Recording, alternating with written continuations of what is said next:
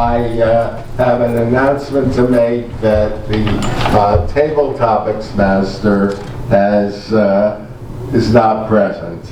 And we will probably have a very short table topics. I think the issue of integrity is something that the table topics master should be able to find some good questions on the fly.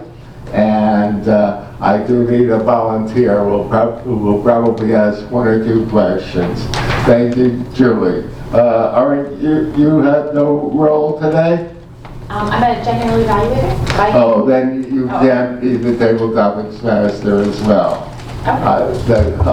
Someone else, please. How about you? Thank you, Leslie.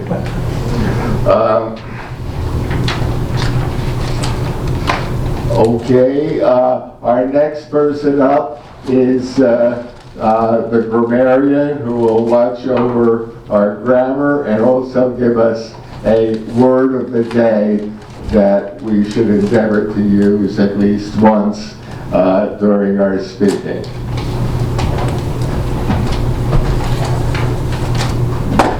Hello. Happy New Year to all. The word of the day is insidious. How do you like that?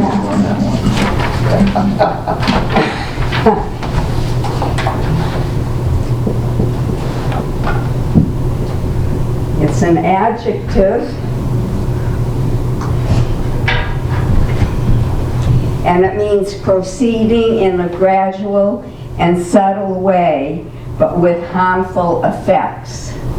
So it's really just the opposite of integrity. So I hope we all do not act in insidious ways.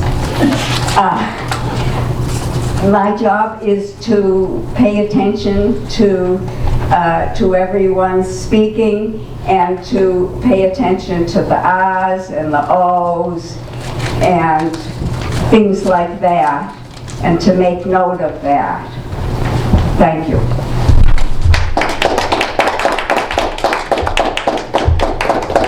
Thank you. Next up is Bob Abalone, who will be doing the thought joke. That doesn't have to be both. It's either a thought or a joke. Thank you, Peter. And the subject of integrity, I'd just like to say that integrity is the one thing that nobody can take away from you. You can only take it away from yourself. That's my serious thought. I do have an amusing story that my uncle told me many years ago, and I hope you enjoy it.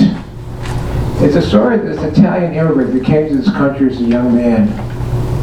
He was far from insidious. He had integrity. Started a family and was a cobbler by trade and opened a small shop in the North End. Unfortunately, he became a widower at a very young age and was forced to raise 4 sons by himself. He worked hard and able to send them all through college. But it finally came time for the man to retire. The sons got together and they were very successful men. One was a doctor, one became a lawyer, another a successful businessman, and the fourth was a priest. Said, we ought to do something for Pop for all he's done for us all these years. Let's send him on a trip to Europe. So they bought him a trip to Europe. He said he'd like to go back to Italy and he'd like to see France and Germany, the other countries. So they sent him off, and he was very good about sending them postcards. He sent them postcards from every stop.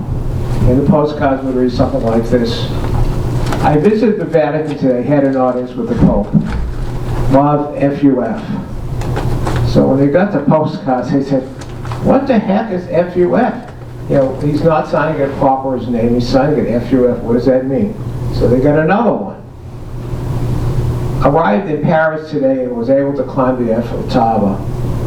Having a great time, FUF. So they got back home. He finally got home.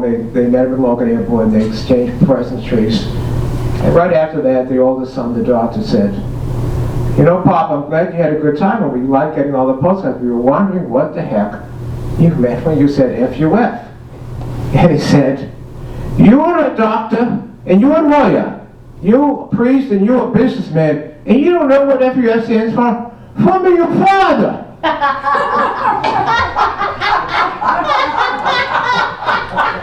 Thank you.